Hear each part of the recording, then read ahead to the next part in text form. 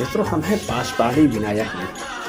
पासपहाड़ी विनायक जी का मंदिर सदर बाजार नामक क्षेत्र में है। देखिए, हमने आगे बड़ी मूर्ति देखी है, उसी के ठीक पीछे एक छोटी मूर्ति और है पासपहाड़ी विनायक जी की। पासपहाड़ी विनायक जी जो है काशी के उत्तरी द्वार में है। पासपहाड़ी विनायक के बगल में ये शंकर भगवान है, माता पार्वती जी के साथ। ये माता पार्वती बनी है।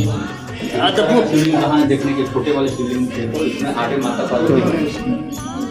इसमें ऊपर है, उसी ऊपर शिवलिंग में माता पार्वती स्थित है। ये देखिए,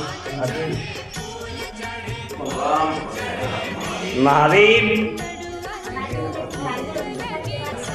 काशी के सदर बाजार नामक मोहल्ले में स्थित है पासपहाड़ी विनायक।